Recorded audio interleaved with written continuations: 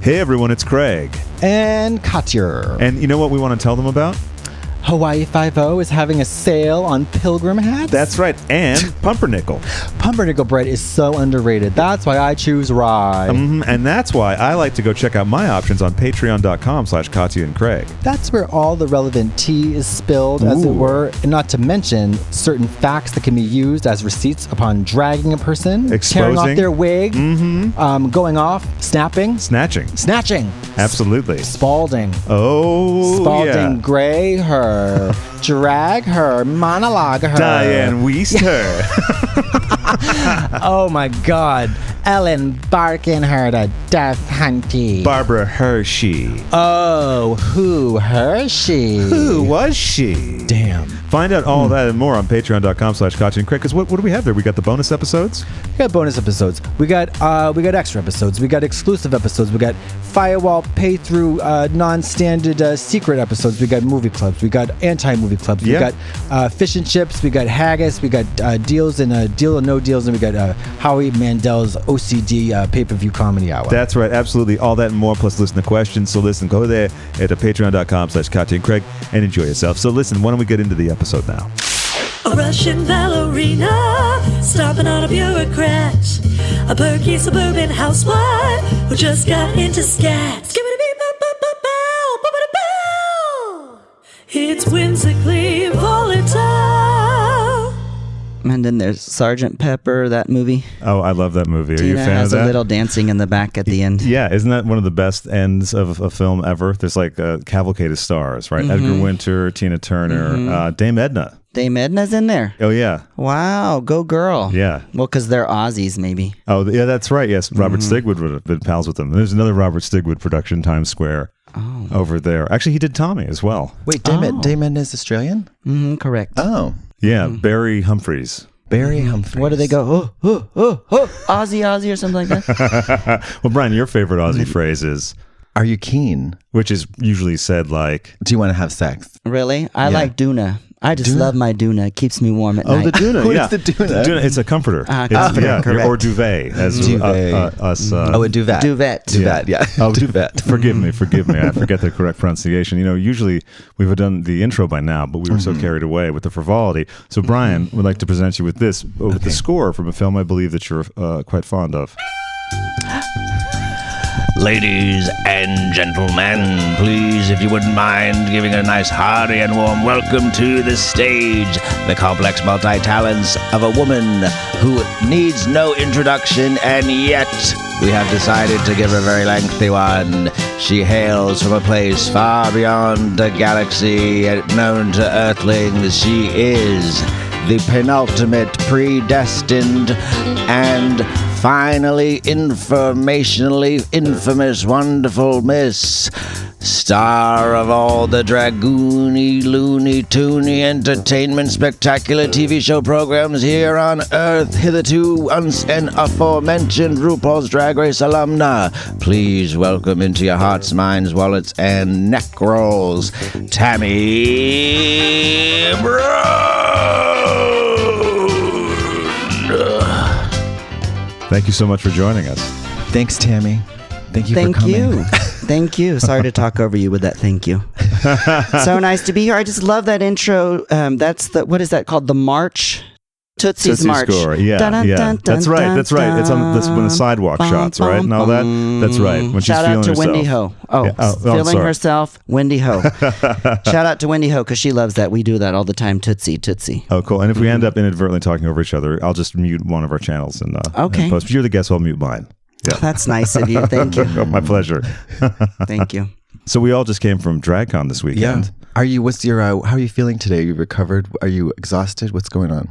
Well, I'm so glad that I got to meet all the clients. That's what I call my fans. We have an irate client outside the tent, Miss Brown. We did have a client that they spilt the champagne all over their posters. Okay. Wow. And they went to move the posters. Yeah. And then they put them all over my other product. So I kindly wiped everything down and gave them 2 new posters. Well, that's very kind of you. Well, you know what? You appreciate your clients. You're a professional. I try to do my best, you know? Yeah. We had an irate client outside the tent. really? Yeah, but when he finally got into the tent, it wasn't that bad, but I was warned that there was a person who was very angry and who was going to be a lot of trouble once they got in. But he came in and he was very particular about the photograph. And he says, was he that one boy? Yes. Blonde thing? Yes. Hey, who is he? But you know what? Forget him. I thought he was fine. Hey, blonde thing. He was rude to me. Well, he was rude. Yes, Really? he was rude. Yeah, Will he was you rude. reenact that story, John? Yeah, Mark? John, please. Reenact that story, please. Oh my God. You better be good. All right, I'll do my best. John Mark, everybody. My son from the Browns and the director of the Browns, Billy. Hi, I'm John Mark. So he came in and he had you pose, and I took the photo, and then he took a look at the photo. He said, could you stand up a little straighter? Oh, that. And then is great. I Not took done. another photo, and Tammie Brown is doing her best. She's smiling like she does, and he goes, "Could you do one with your mouth closed?" We're not done. So Tammie does one with her mouth closed, and he says, "Okay, just one more, just stand up a little straighter." So and then he says, "Put your feet together like this," and he shows her how to put her feet together. Wow. And so Wow. Tammie takes one last photo, and then we both, kind of usher him out and say, "Thanks so much. Besos." Thank you so much. Yeah. Kisses. Yeah. He says, "How about one without your top on?" Well, you'll probably get banned off of Instagram with that one. That's true. It's true, unless you blur it. But then, But Yeah. I'm one of those new modern queens, and I don't wear breasts anymore. Oh, I see. oh, I see. Yeah. Okay, so Yeah. then you might skirt by, unless they bar male nudity soon, as some people are hoping. Oh, male nudity. Gulf Coast shrimps. Gulf Coast, not Gold Coast. Those are prawns. Well, that guy, he was funny because Ann, my assistant, took the picture and he said, he's like, can you just center it up a little bit? And I was prepared for his like kind of rudeness, so I was like, well, he's got a point. And so we did it again, and he was a little bit undecided. And the look on Anne's face, she was like, you know how when they've there's a thin veil covering just like complete rage, and it was so funny. But it wasn't that bad, and I think they said he was somewhere on the spectrum, as it were. Oh, So that explains a lot. That's what somebody in my team told me too, that he was on the special side of the street, as they say. Yeah. And I should know because I was back in high school. I was put in the mathematically challenged class. Oh, really?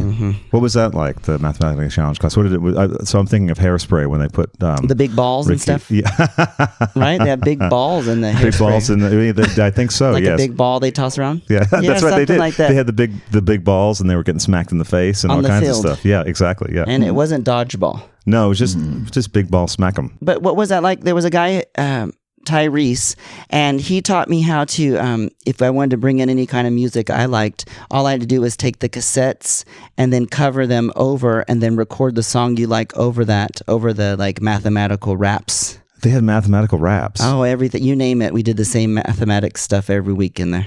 Wow. If anyone out there has copies of the mathematical raps, please contact us. Yes.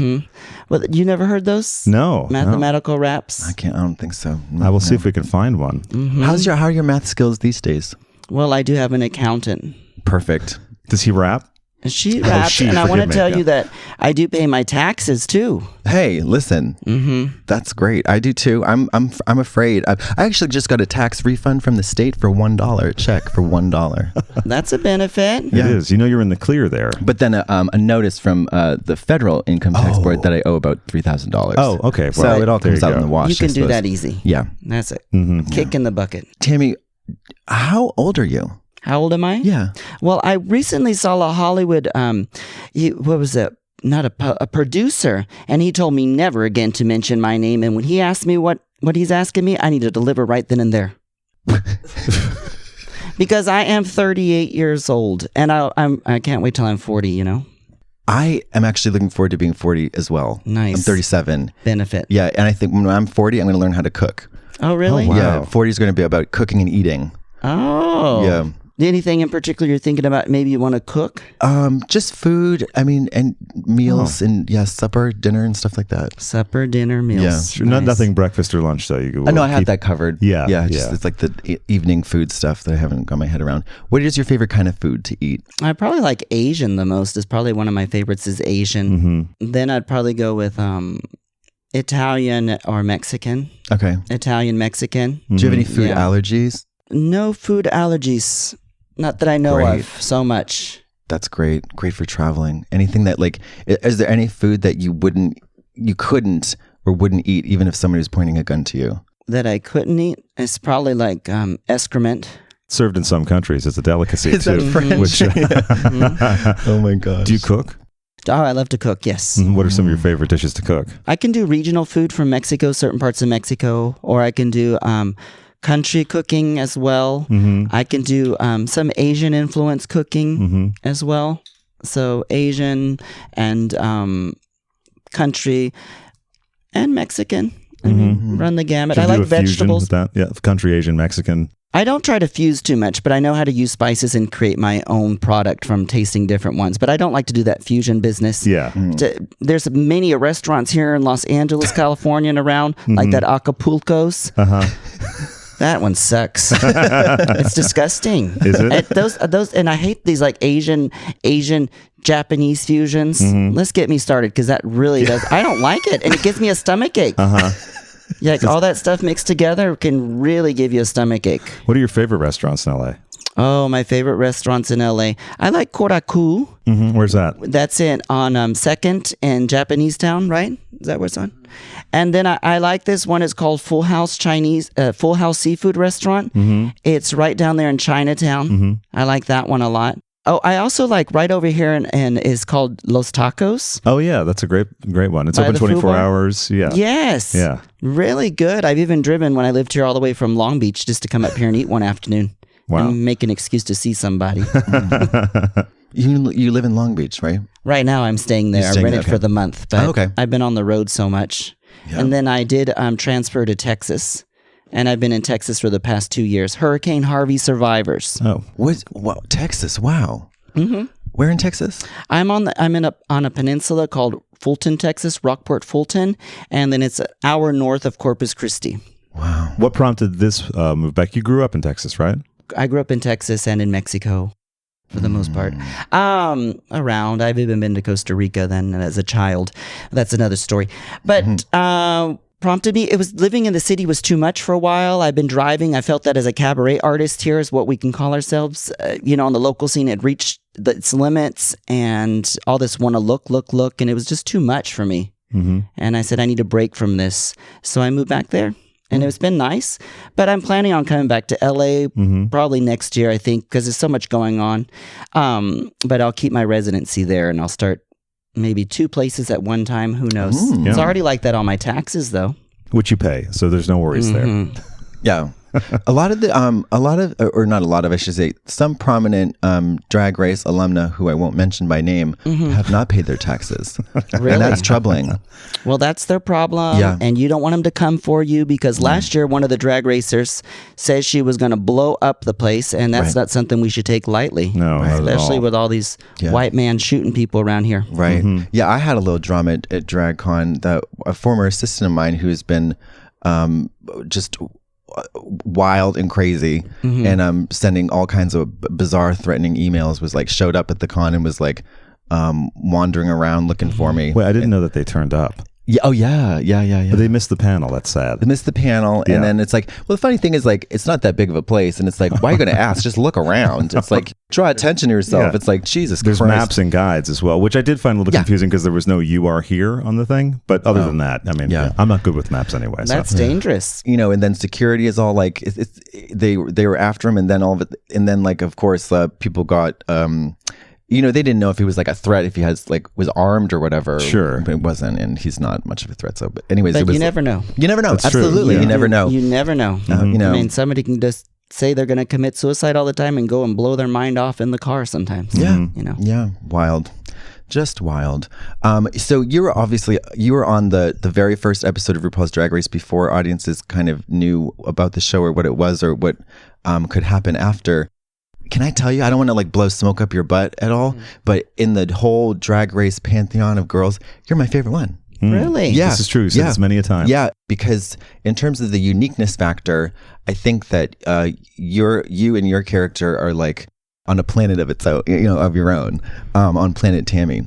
And then you came back for All Stars, the first iteration of it. And then would you ever go back on the show to compete? Would I go back on the show to compete? Thank you so much for blowing smoke up my tailpipe. Hashtag smile alert.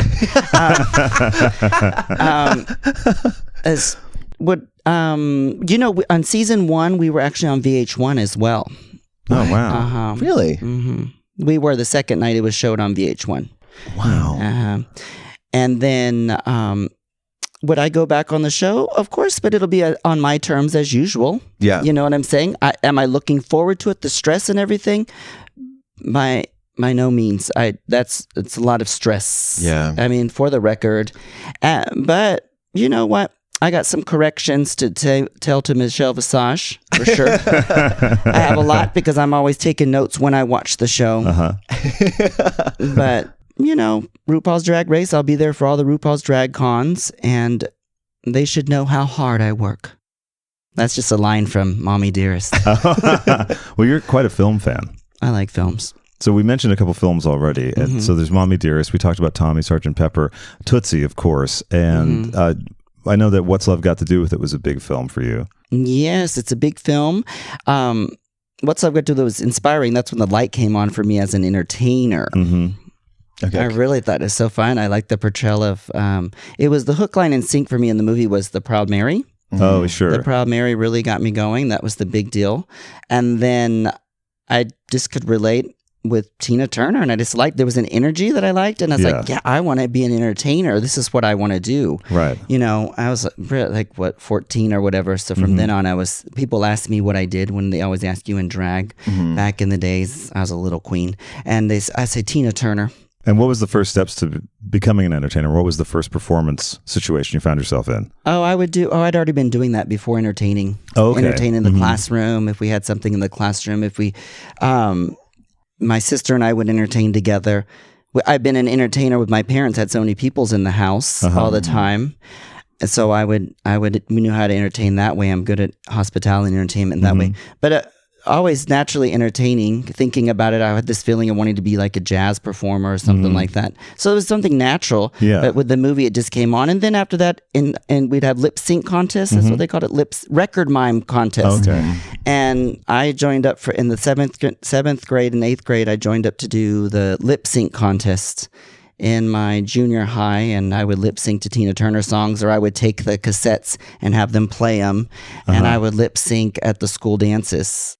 How was that received? Oh, it was always received. They would clear the floor. I had an experience later on after college back in Corpus when I came out here to California, studied, and then went back. But we were at this club, and they would do the 80s. Usually it'd always be hip hop or something playing or whatever. And then all of a sudden they'd do like 3 really great songs, dance songs, Yeah. And I started dancing. We were all dancing, and then but the floor cleared completely. It was 2 levels, and then everybody was just watching me dance, and I did the whole thing in there. But I always danced and performed, and that's since high school, I guess. And when did you start making music? In 2003, that's when it started. Writing my own stuff, and songs were written for me and stuff like that. Just songs. I'm a songster. I don't write the music per se. Okay. I've been able to work with wonderful musicians, and in fact, I'm working on the new album Shubert, and a single. It's Tammie Brown that will be released in at DragCon, and then October 19th, which is my gala. In Long Beach, California, at the Hamburger Mary's. We're going to do the big gala then there for 20 years of Tammie Brown. Oh my gosh. Because I've had the name for 20 years. 20 years. Wow. If you can, I've been doing it longer, drag 21, but I started in high school. I didn't have a name. Oh, you didn't have any name at No, first. because my name is a show name, Glenn Shubert. And then I created like GS As It Is, a derivative of that from the song What You Get's What You See, Tina Turner. So, can you think of like the best, most enjoyable one you've ever had, and also the worst? Are there any ones that stand out like at the top of your head? Well, we should all know the worst experience I had was at the Blue Chairs. Really? What's that? That's the Blue Chairs in Puerto Vallarta, Mexico. Okay. And that place was a skid mark. Describe. I mean, there was lube stains everywhere. The elevator wouldn't be working. People running up and down the hallway, all lit, on a high as a kite, doing who knows what. Yeah. Off the streets. We had a dressing room and a stage that was underneath a swimming pool that could come crashing down. They have no OSHA there, for one thing. They have an ocean across the street, which was nice. Every time the waves would crash, the building would shake, which was kind of nice, sometimes. But it was a mess, and no respect for anything you were doing. The stage was an open area with the dressing room, and cats off the streets come in there and piss on everything. Oh, wonderful. Wow. It was very interesting. The restroom wasn't clean. Sometimes you come in, the air conditioning system wasn't on. Have to clear the cushions up, put them back on the sofas and everything so that the fans have somewhere to sit, the clients. What a mess. Wow. And best performance out of that was actually knowing that I can carry on and do a whole 2-hour show and still want people to stay and watch more. Yeah. In amidst the filth, because they're so captivated by the show. Yeah, people like what I do. They like me to run my mouth and just toot along to the songs that I have. Yeah. And they seem to really enjoy it. I end up flying more when I'm actually on the stage and able to be live instead of these lip sync performances and things like that sometimes we get categorized into doing, or forced into doing. Yeah. So what's the split in your show between lip sync and live vocal? I mean, I sing along to my tracks. That helps me out. I don't have a choir like Madonna. You mean Madame X because she's a choir master? In a cha-cha instructor. That's right. In a refrigerator repairman. Yeah. And they took my song, that video of me doing the Venga Bus that everybody loves so much. They took that and then they dubbed it over Madonna, cha-cha-cha. No way. Really? Yes, but I did hear if Madge X is listening, apparently you need to step it up because Bjork, she's got it going on. Oh, you know what? It's funny you compare because I always thought that my kind of hope for Madonna was that she would. I don't. This sounds shitty, I guess, but no, it's fine. That she would make aging cool. Thank you. In a way that I feel like Bjork kind of did naturally and not like purposefully. You know or what even I mean? Tina Turner's great. Yeah, some of her right. albums are fucking amazing. Excuse my language. Or some cool adult contemporary or something, some ballads. Go back to the 90s and do some of those cool ballads and cool songs. Yeah, make an album that's reflective of where you are in life, actually, instead of sort of chasing trends. Oh, yes. And then inviting every rapper and starlet to come on stage with you. Yeah. And then she has the nerve, the gall, as one would say, about like she even says, oh, Lady Ganas is copying everybody. Lady Gaga.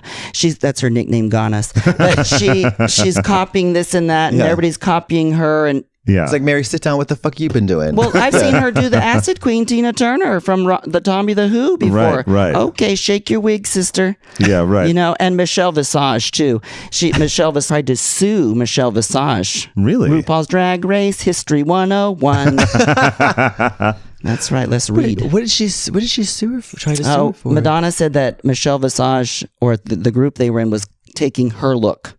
Those negligees and stuff she was wearing in the 80s. Oh, I forgot that she invented pantyhose. That she did. She Yeah, did. We I all forget forgot that because about it's that. been a while. And before that, you never saw negligee. No, never. Yeah, or bras. Oh, God, no. Certainly not those. Yeah. Well, of course not. Coned bras, especially. Right, because Russ Meyer films never happened, and she wouldn't have seen them. Interesting. Yeah. I saw her performance at Eurovision, which was confusing. Madonna, correct? She's American. Yeah. Oh, Madame X. Madame X, excuse me. We love you, Madonna. Get angry. We want to provoke you to sing some good songs. Yeah, it was rotten. It was rotten. I have to look that up because I love a rotten Madonna performance, and thankfully there's a fair amount of them. Yeah, it was that. Then it was like some corny political protest at the end with Israel and Palestine. She's always doing that. She did that. I got a huge benefit. I always wanted to see her concert. And one morning I was actually in bed thinking she's in town. I want to see her concert.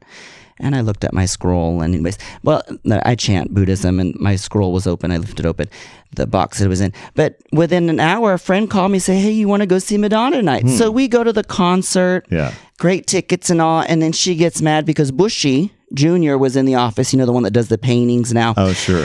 So he was in the office. I mean, she took the rod and shot it at all of us. And I'm like, okay, well, you're an American as well.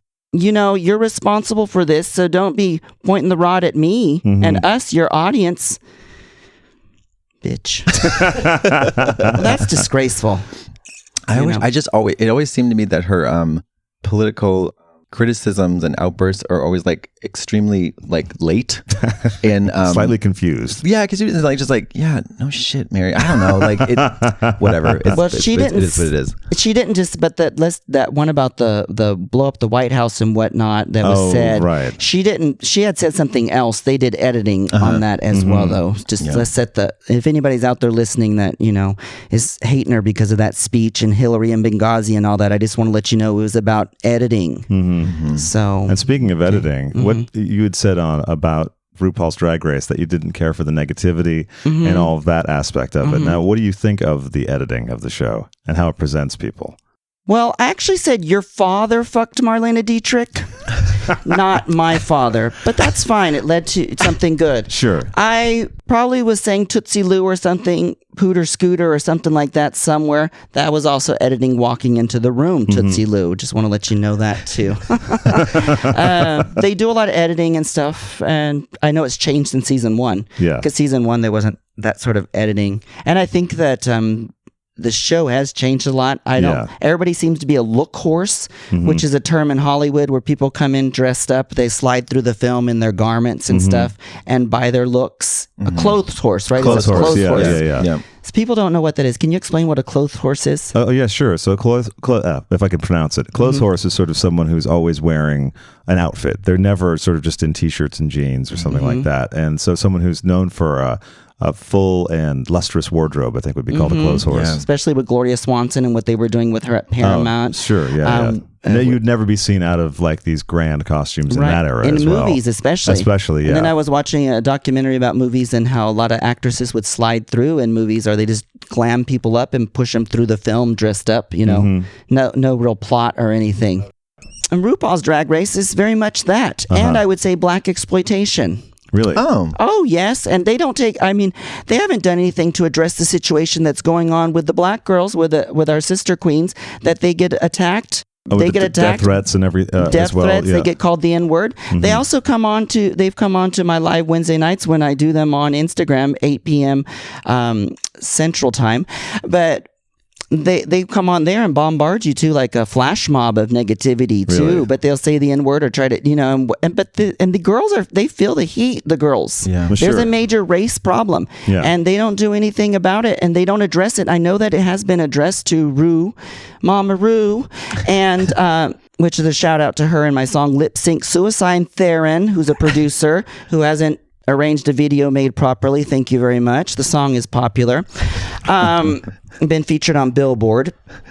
But anyhow, they're not addressing these situations. And these are real situations in our country that are going on. Yeah, definitely. And the Vixen has Correct. said some things very similar to that, and has some thoughts about what could be done to, say, make the challenges a little bit more inclusive, etc. And what are some things that you think could be done to it's not about the balance challenge. back? No, I'm just saying on the in terms of the show itself, addressing these things.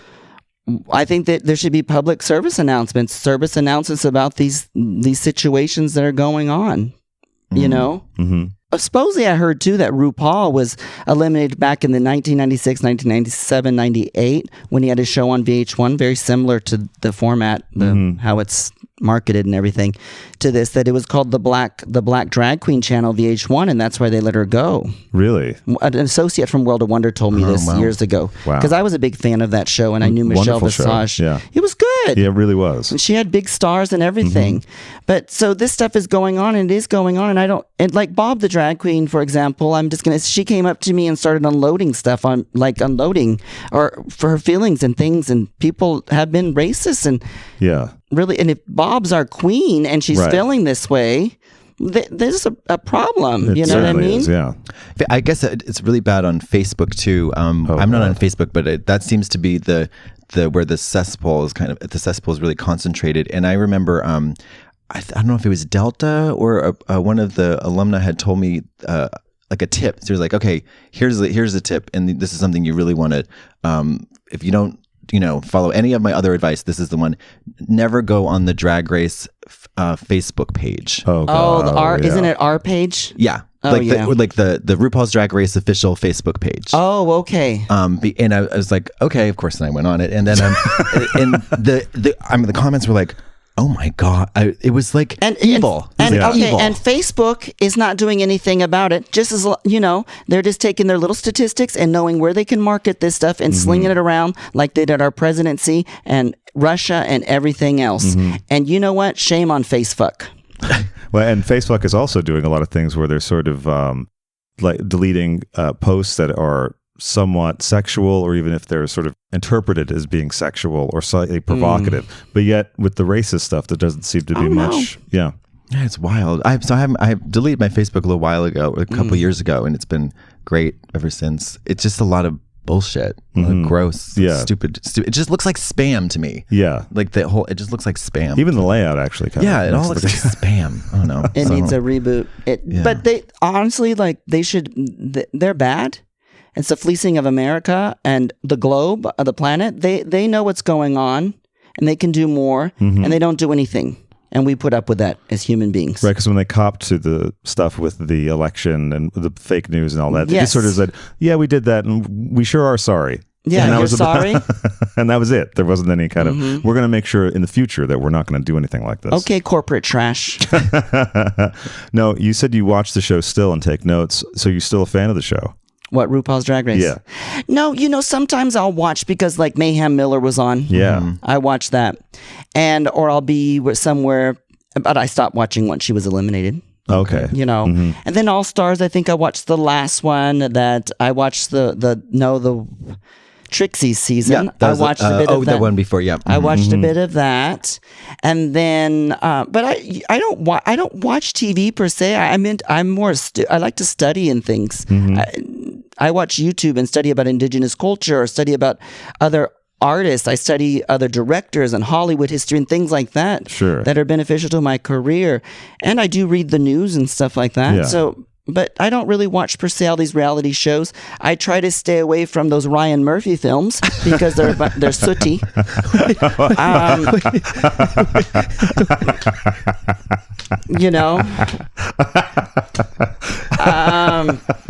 The sooty work of Ryan. Yeah, I wish he does Princess Diana, and then I hope he really mucks that up. Really adds in some stuff, and then somebody will clobber him. Oh my God! Well, after the feud, first of all, it started with me not liking him was with the witches. Oh, okay. And if it was dealing wait, what witches? Oh, what was it with Jessica Lange? Yes. Oh, American Horror Story. I could go on a tear about that because I watched that season and I would never have been more disappointed in Thank the thing. you. I hated it so much. And why they were dealing with spirits and stuff. They could have killed that bitch, Jessica Lange, and she could have come and done her whatever she was already doing alive. Fuck her. It was no. Fuck him. Get me started. And then the cool one, they put her in the tombstone or whatever at the end, and they send the good ones to hell. Yeah. Fuck you. And then with that Betty Davis and Joan Crawford. Oh, the feud show. I didn't watch that. So much was made up. Oh, that always grinds my gears. I hate him. So when you meet people in business or professional settings, or perhaps personal settings, it's important that you have something that they can remember you by. Now, the easiest way to do that, if you're not getting into their Instagram, because maybe you want to DM them, maybe you don't. However, with a business card, they have something physical, tangible, that they can take with them, pop it in their purse, wallet, pocket, tuck it in their bra, whatever they want to do with it, they take it with them, and they have a little thing that is an easy reminder of you. Now, we're going to have some lovely, whimsically volatile business cards that we can keep on the desk, forget them when we go out. That's what I usually do with my business cards. I print them up, forget to take them with me. It's a great strategy, because then when I need to give them to someone, I go, oh my God, I just got these, and I left them on the counter. However, with Vistaprint, you won't forget them because they look so good. So for small business owners or people who produce their own podcasts, like I guess us, being plugged in and prepared when an opportunity comes around is crucial. Those moments happen all the time, and they're happening right now. Having a business card that shows how professional you are in your pocket, ready to hand out, well, that's the first step to making something happen. And your next big opportunity, well, it could be happening right now. So all it takes to feel like you're ready to own the now is $10. And that's a low price to have the confidence that you're always ready to make an impression or get seen in a new way. A custom card with the colors, fonts, designs, and images you choose means you can look and feel like a big deal. Whether you're a startup, a business with a century of history, or just someone who wants to pass their number along. Vistaprint only uses carefully selected inks and responsibly sourced paper stocks. You get dozens of designs that are just right for your business. You can add your logo and contact information with just a few clicks of that mouse, and then you can know you can use it on all your marketing going forward. Your satisfaction with Vistaprint is 100% guaranteed, or they'll make it right, either by reprinting your order or offering a refund. Vistaprint, they want you to be able to own the now in any situation, which is why our listeners will get 500 high-quality custom business cards starting at $9.99.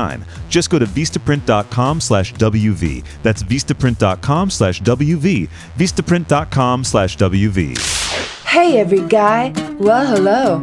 Join award-winning comedic chanteuse Devin Green and platinum compact disc honoree handsome Ned Douglas at the Art House, Provincetown, Massachusetts.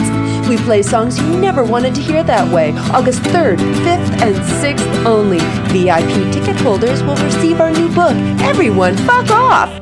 Oh? Put your pants on, pull your boots up, and get walking. More information at devingreen.com. All sales final, batteries not included. If you're an artist, a business, or a corporation who identifies as a person, you need a website. But how do you go about getting this website? Well, you got to make it yourself. At least it's got to come from your mind. But the thing is, you know who can help you do that? Wix. Wix.com. That's right. We have a fabulous website in the works, and it would be up if it wasn't for our kind of disorganization in that regard. Now, there's a lot of things going on. We post shows, we edit shows, we even tape shows. But getting the website up, we've been a little bad about that. But, you know, it's nothing to do with how easy Wix is. It's more to do with us. So anytime now, you should be seeing a fabulous, whimsically volatile website. I mean, we have so many great assets, photos, exciting little links, and doodads. But you know, the reason that we're able to put such a comprehensive thing up on the web is because of Wix. And you can too. Over 140 million people use Wix for their website, and also most of those people actually have their website up. So kudos to them. And you can start and publish for free. You can choose from over 500 stunning templates or start from scratch. Change, customize, add anything you want. You can get hundreds of design features and apps to grow your brand online. It's video backgrounds, galleries, menus, etc. All sites include built-in SEO tools. Now, SEO is search engine optimization, which is kind of critical if you want your website to be found. Manage and grow your business online and all in one place. And why Wix? Well, because it's the most technologically advanced website building platform available. You use sophisticated technology to build advanced web applications, robust websites, and web apps. All Wix websites are built to look beautiful and intuitive to use. It's a powerful all-in-one platform where you get unlimited fonts, all kinds of design effects, HD video, grids, layouts, code capabilities, media galleries. So get started now with your website by going to Wix.com. That's Wix.com/podcast to get 10% off. That's Wix.com/podcast. I want to talk about the Browns. There we go. Let's do that. You know, I've heard this about this thing, the Browns, and I figured we should ask the person behind it. Yeah, please walk us through the genius cinematic universe that the Browns inhabit. How did it get started? It started with a phone call from John Mark, who's sitting right next to me here. If you have your eyes closed and are listening, he's to my left. I'll pan it in the mixing so that's accurate as well. So in your left headphone. Yes. Oh my God. Basically, the origin story of the Browns is this. I had booked Tammy for a music video. I direct and choreograph music videos in LA. It started before that, didn't it? Oh, yeah. Okay, so about 5 years ago, I was developing a project called Agent Max with Max Milanofi, and we were gearing up to shoot some more of that. So I talked to Tammy, and I got on a phone call with Tammy, and within like 5 minutes, she was complaining to me about a restaurant job that she was working at the time. I got conned into working at. Yeah, being a manager. What the hell? She was one of those dysfunctional Virgos, if that says anything. Could you describe the conning a little bit more? Because that sounds fascinating. Well, I was in my hometown in December, Christmas, and I was at the market with my mom selling the stuff. She had gotten wind that I was in town and knew that I worked in the restaurant business before. Her name is Cheryl. By the Sea, if you would like to bash her and do anything like that, like y'all do to the go to black Facebook. queens on RuPaul's Drag Race, please do Cheryl's By the Sea. I mean, there was fecal in the restaurant from her dogs, and we'd have to clean it up. Oh my God. One girl had the jitters, because she was so scared working around this tyrant of a dysfunctional Virgo. She was shaken. I call her Little Miss Shake. So anyways, I was working in this restaurant, and I told him all about it. Okay. Okay. So this is the genesis of. Oh, you want to know? So she stalked me at do where I wanna was know. working. Yeah. She said, "Hey, do you want to come?" I was helping my mom sell her jalapeno jelly, and she goes, "Oh, can you?" She went to where I was working there. Then another time, I was out doing something else. She showed up at that party and brought up that thing again. And then another time, she came and found me somewhere else and stalked me down. Knew where I was because she was hanging out with my mom in the same circle. So go on. So I was like many of Tammie's diehard fans. I was Billy. This is Billy, by the way, my son. I do play Billy on the Browns. I was charmed by Tammie's personal brand of crazy and felt a connection. I was like, I got to find a way to work with Tammie. So fast forward, I moved to LA. I'm directing and choreographing music videos and doing one for this band called Senses Fail, which is like an emo rock band. And so we booked Tammie and got to work with her on that. And I was sitting at home and I was like, I got to find something to work on. He was already starting to get me though. Like he was already, we need to talk. We need to talk. I was courting her. This guy is like, definitely courting her. And then during that shoot, and I was like, okay, so we got together. Yeah, and I was sitting at home. I was like, what if Tammie was my mom? Yeah.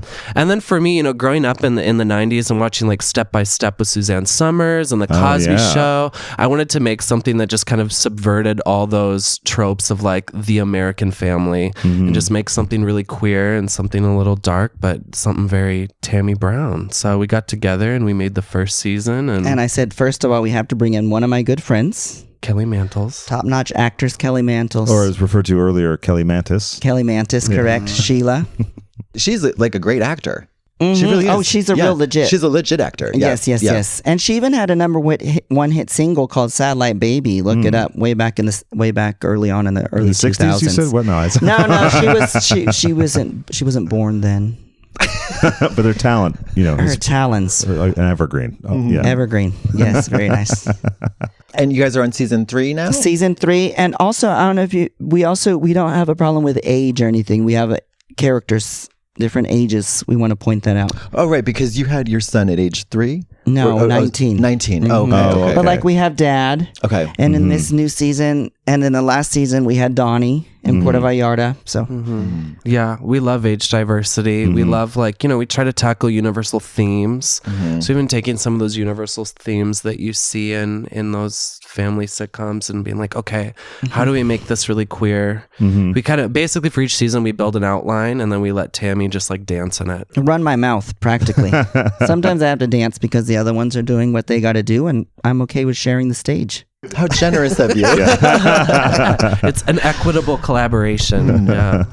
I want to star like maybe like when I'm in my mid 40s, I want to star in a movie called Palliative Princess. Okay, where, palliative, where I'm in like a hospice unit and I'm taking care of all these people who are near death, and it's just it's a comedy. Yeah, it's a comedy. Yeah, I can kind of hear the jazzy theme song already. Palliative Princess, getting ready to die. Yeah, it's like takes the sting out of dying. Exactly. Yeah. It's something Nice. to look, make it something to look forward to. Yeah, it's like RuPaul. She says, so and so has left for Paris when they die. So it's kind that's of a like good one. that. Yeah, it's like, Yeah. oh, your trip's next week, isn't it? Oh my God, are you excited? And then they die. Yeah. I like to say they're off. Did they go off dancing? Yeah, there you go. Bought the farm. Is that another thing? Or house in Vermont? Oh, that's AIDS. That's AIDS. Oh, HIV. HIV. Sorry, HIV. HIV. Speaking of okay. AIDS, the Dolphin Project, I'd like to mention that on Instagram. I think everybody should follow the Dolphin Project. And the Dolphin Project, it shows all these animals that are sentient beings, which are orcas. I mean, whales and dolphins that are in these tanks and other ones. But there's a beluga. And it's in there, and poor thing, it looks like it has hematomas all over it. Oh, no. Maybe it's like cats have AIDS. It's possible one of those have AIDS now because of the tanks. I don't know. It had hematomas all over it. That's what are hematomas? Hematoma is a blood something? No? That one gets on their flesh. A blood Like what is it? Like a blister, blood, like a or blood, like it's like like a looks like a lesion? big, like a lesion. It's a lesion. Lesion, Yes, yeah. a lesion. You're gonna look it up. I'm looking it up. Thank you so much. And in the 80s, you were seeing a lot of that, with all the AIDS pictures and stuff. It's true. But it's important. We also need to hashtag boycott palm oil, hashtag save the orangutans. With all that palm oil. Why palm oil? Because over there in Asia, they're cutting down all the forests so that everybody can, and they're killing all these like 20 orangutans a day. Wow. Mind you, even there has been orangutans that have been on the sex market, by the way. What? Excuse me, what now? There's There's an a monkey orangutan sex? that was being. It's not a monkey. Oh, sorry. But monkeys are smaller. But Okay. I do know somebody who went to Africa on a safari and shot a monkey. They didn't eat it. What a waste. So, but they're cutting down the forest so that we can have Snicker bars and Nutella and all these kind of things. And that's detrimental to the planet. And it's just detrimental to these beautiful creatures, the orangutans, and so many other creatures that we're in a mass extinction right now. And we should probably step it up. And to me, if you ask me, I've been around to so many beautiful cities and everything. And I'm really sad about Los Angeles, California. I know Missouri's doing something in Alabama with anti-abortion and women's rights and all that. But here in LA, we look like a third world country. And then they have these bans on straws and whatever and plastic, certain places here in LA. It doesn't make any sense. You can still go to a restaurant, but you have to ask for the straw. Okay, well, how does that work? Everybody asks for straws and everything else. Yeah. And don't forget that plastic is a derivative of petroleum. So that oil companies Yes. are basically making profit. Making a lot of profit and doing nothing for us. Would you like a plastic water bottle that we have arranged on the table? I brought that's, my own glass good. bottle and have a champagne Moet Chandon cork in it. But it's time for us to step it up and to take action.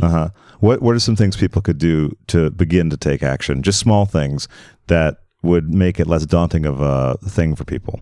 Start hashtagging boycott palm oil. Start taking action on your own terms.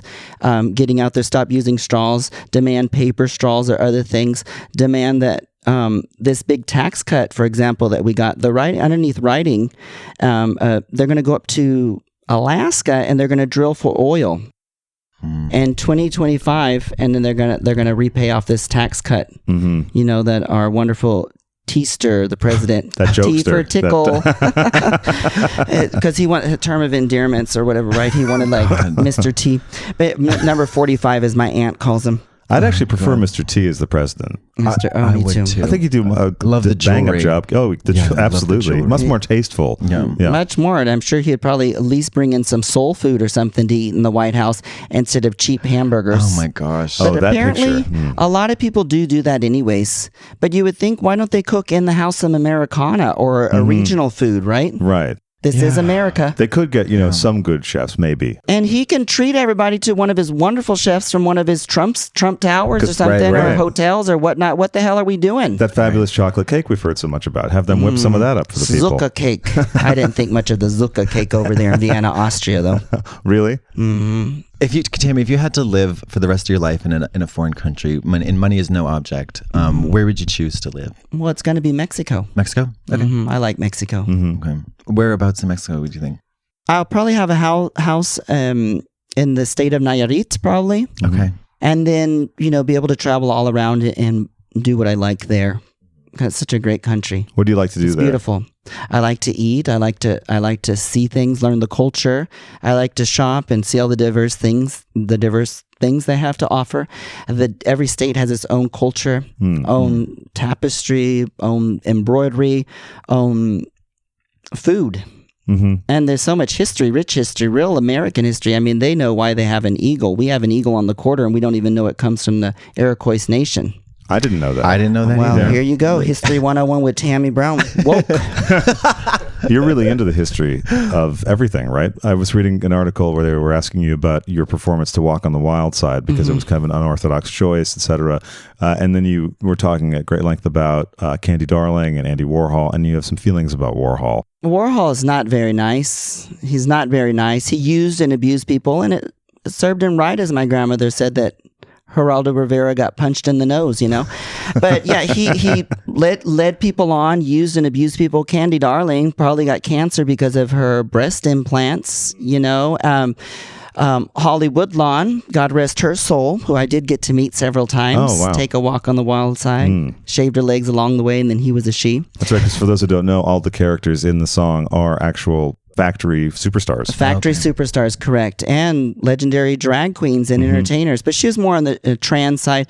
But Miss Thing was in jail Holly Woodlawn was in jail, and he could have bailed her out for this Oscar stuff, and he did nothing to help her out. What was the Oscar stuff? Everybody rallied together. Dennis Hopper and a lot of people rallied together to get for the movie Trash, I think it was. Oh, right. To get her an Oscar, at least mention or whatever. Sure. For indie film, whatever. But he just did terrible things to a lot of people, led them on, and used and abused them, and signed their lives away to him. And also in that article, you talk about how it's important for people to know the queer history. Queer history, period. Like, we should know our real American queer history, indigenous American history, because that's we're on occupied territory. We practice a religion from the Middle East, and everybody forgets where Jesus is from the Middle East. Ha, la, la, la, la, la. We want to go over there and blow everything up and take all the oil, and then we practice the religions here and killed everybody off in the name of a white god, which he's not. And indigenous culture, they revered their gays, their transgendered, everything. It didn't really have a name. It was there. And if you study like Cabeza de Vaca, he talks about being here and going through, South Texas and Florida, and seeing in every tribe there was somebody, and they were shamans and everything. And that's real history, but we're not taught that. We've been vilified and everything. So it's very important to know that. And when you were growing up, did you face any like discrimination or bullying, or like have a tough time for being gay?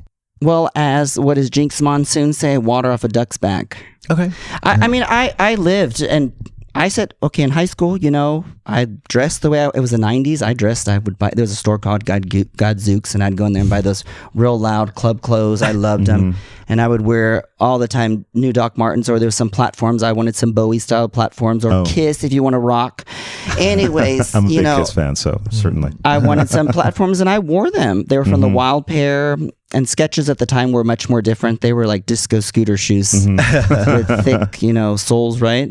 I think so, yeah. And then, but I just lived myself and did what I wanted to do, and I felt, okay, so he's calling me a faggot, or they're calling me that. No big deal.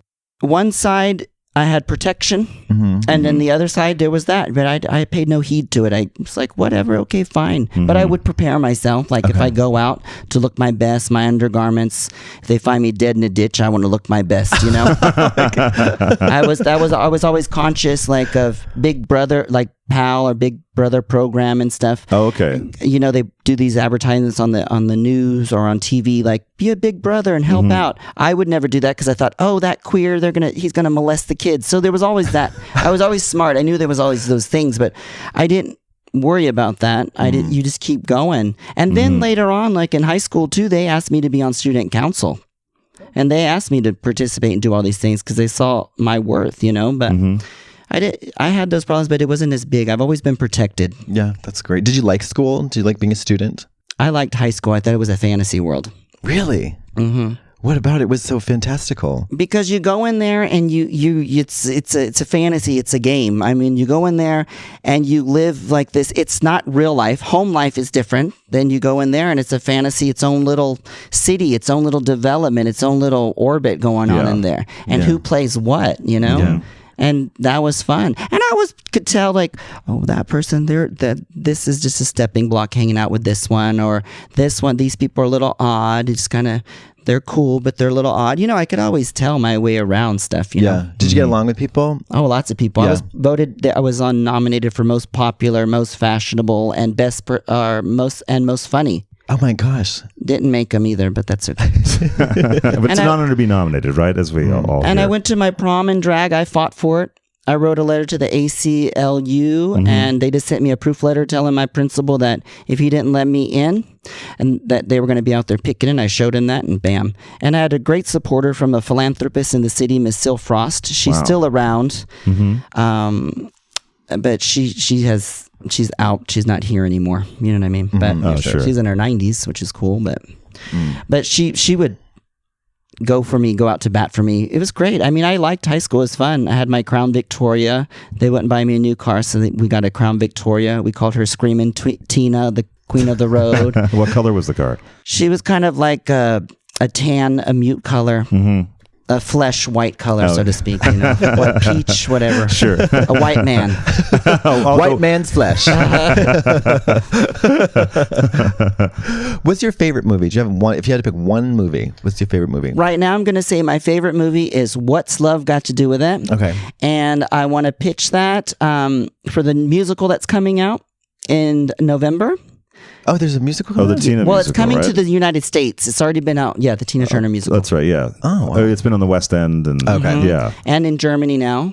And then Adrienne Warren, who plays that part, and Tina is going to be coming to the premiere on the 7th of November. Oh, wow. And the 8th of November is for all of the fans of Tina, too, which is cool. And I'm going to go to that. But I would say, what's love got to do with it? Have you seen Tina in concert? Yes, I've seen her 4 times. Are you going to go to the... The premiere? Yeah. Yes, of course. The red carpet with Billboard. Yeah, right. That's what we're working on. Okay, Right, Andre? fantastic. Are you listening? That's my publicist. And pick a couple other movies that Okay. had a formative... Formative, I would say The Damned Don't Cry with Joan Crawford's one of my favorite. There's also Possessed in 1940s, which is another one of my favorites with Joan Crawford. There's a lot of 80s movies I really like. Such as E.T.'s one of them, but most Yeah. of, I would say Polyester's another Oh, one. yeah, that's one of my favorites. I think that's my favorite John Waters movie. Me Yeah. too. Yeah. So It's good. the best one. Yeah. So good. What is It's it that you like good. so much about it? I like that it's filthy without being gross. Do you know? And it's like it on the surface. It's really kind of it's I don't know. It's really bizarre, but it has the on the outside. It's kind of like a sheen of normal. normalcy. Yeah. And I just like I love and I also just love the name Francine Fishpaw. Francine. Fishpaw. Fishpaw. Oh, it's just so wonderful. I don't know. She's an alcoholic. Yeah. And that's when the Baltimore foot stomper. Yes, it is. The Yes. son, White and then Yeah. Glue sniffing. the daughter's on the table dancing. She's on the lunch table I'm gonna dancing get for a an quarter. abortion. Yeah. Abortion, and they come into the clinic with those signs, and then they take her on that hayride to the nuns That's do, the right. Catholics. The Catholics gave abortions as well, which y'all don't know. So if you watch the movie Polyester, you'll find out all about it. That movie also has it kind of has like a Technicolor kind of, Yes. Yeah. and it's a scratch off too. Smell-o-vision. the Smell-o-vision. Smell-o-vision. Yeah. Smell-o-vision. I think there's a new Blu-ray coming out with a new Smell-o-vision card. Oh, well, I still have the DVD. And Tab Hunter recently died, I Yes, think, right? yeah, he did. There's a documentary on him that I've been meaning to watch. It's beautiful. Yeah, the director of I Am Divine, and you're in I Am Divine, right? Yes. Yeah. So Jeffrey Schwartz made. That's where the I Tab met my Hunter other two documentary. friends that are here. They were Oh, really? dressed up as something from the movie, I don't know, Lobsters. Eggman and Lobster. Say hi, Here you John's go. mic. Okay. Introduce Oh, yourself. sorry. My name is Michelle. I was dressed up as Raymond Marble. Oh, wow. Oh, with the yeah. Pink Flamingos. Amazing. My hair was green, and I wore like a trench coat. Yeah. And I tied a chorizo around my pants. Oh, my God. And I exposed myself to people. Awesome. That's amazing. And Robert was, my husband was, he was the Eggman from Pink Flamingos. Oh, that's Awesome. And I fantastic. think we won, right? You won the costume contest? What do we get? Some gift certificates to the costume shop or something? Oh, yeah, and I bought a wig. Nice. That's pretty good. And also, let's just mention David Lochary, one of the greatest actors that sadly didn't make it through the second half of the 70s. But Deceased. Yeah, Yes, like yes. Tammy Wynette. Her name is with a Y and mine's an IE. Don't forget it. Would you ever like to do a movie club with us sometime when you're back living in LA? Oh, nothing would please me more. Let's shoot it out. Fantastic. Oh, we Great. can ask John Mark to join us. Oh, of course. No, we'd love But- that. Yeah. Love to. But what big business? Oh my God! Yeah, the classic. Bette Midler, Lily Tomlin. Oh, yes. yes. Another one of our guests, Rod Thomas from Bright Light, patterned his whole tour outfits on those outfits. Yes. Yeah. You know what? Who was it that was on the All Stars last All Stars? She dressed like with the well button. She had the whole Yes. set. Lily Tomlin. Oh wait, yeah. I'm gonna have to look this up because I What is remember our that. girlfriend's name? But she dressed as Lily Tomlin. It was on the most recent season of Drag The Race? last Oh, All-Stars. the last Yeah. All-Star. Oh. And another movie while you're looking it up. Let's see. I Love the Red Balloon. Okay. I love that one. I love My Life in Pink, which is a French Oh, film. yeah. Oh, I haven't that seen was that. I'll have to look that up. lovely. It's a good one, right? Yeah. Really good. Really, really good. I like the movie Orca. Is that a horror movie? It can be a horror film, yes. It Yes. The Orca Seeks Revenge. Oh, I love that. Bo Derek's in it, by the way, and I think her leg gets ripped off. Spoiler alert. Oh, God. She, Do you like get into horror movies at all? I have to watch out with horror films and stuff like that. It follows me around, so I gotta. And my mind is. I've always been afraid of the dark. Oh, okay. So in a way, it's my own way. I guess so, but. Sometimes I'll get people to close their eyes and pretend they're seeing a beautiful picture that I'm painting. So they don't have to be too afraid of the dark. I have that trouble with things about serial killers because there'll be something that's so grisly, and then I'm like, it just bothers me for days. So correct. I try to skip, especially the podcast where all they do is describe everything. You've heard those? Yeah, and I can't deal with a lot of those. Yeah, I got in one Uber ride. Shame on the Uber driver. He shouldn't have been playing that. He was playing the one about the guy in Chicago, not the clown killer, but the one way back, something Holmes or whatever his. Huh? H microphone, please. She just got it. H Holmes. H Holmes. H Holmes. Okay. Yes. And I'll put that on my list of things I'm looking forward to never listening to. No, don't listen. Yeah. Speaking, I have to stay away from getting so close to all that because I saw Cocaine Cowboys and I was really into the Griselda Blanco and everything. Well, and I post little gory clips and it's tantalizing. It's fun, It's erotic. So people do get into this erotic sort of sexuality, this exposure to as well from these movies and different stuff. Sure. So anyways, but I was watching and studying and I posted this on Facebook. Well, a message from a fan says, Tammy, don't tell anybody. Facebook knows, though. Don't tell anybody, but here's the link to Griselda Blanco's son who was living in Florida. By George, it was his. And then another time when I was studying serial killers, I really got into it, studied so many of them, and I watched fascinating. And I really liked the one, Ed Kemper, which I make a reference to him in the Browns, Meet the Browns, the first season. Okay. The bowling bags, those are not 2 ice cream cones in your bag and they're not melting. That was because he walked up the stairs with these 2 heads. So I was kind of dabbling in that, but I didn't really tell anybody. So I got another message from a young lady in Chicago where she was doing a whole report on John Wayne Gacy and queer studies like that. And she thought I would be interesting in that. So I'm like, I need to kind of stay away from all this because I have a rhythm that pulls it to me. Well, right. You mentioned earlier the thing about the Madonna tickets, and I wanted to know what your feelings are about manifesting things in your life. Oh, I've always been manifesting. I've always done my best to manifest, and I believe in that. Of course, cause and effect, it does work. It takes time. It's not like The Secret. In fact, I was listening to I saw the movie, the film, and then I'd seen that documentary. I was listening to the audiobook. I had to turn it off after a while. Really? Why? There's something a little superficial about it. About the giving, because you're going to receive. I know how to give, but people do give. And to love money, you have to love money to have money. And I'm not afraid to say that I think about that dollar bill and that one eye looking at me because I'm ready to be on top of that pyramid.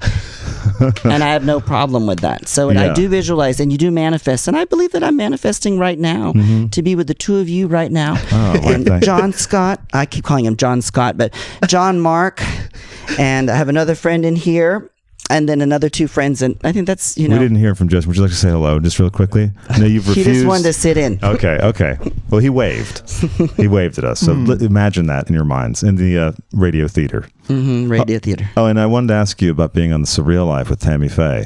Wait, what now? Yes.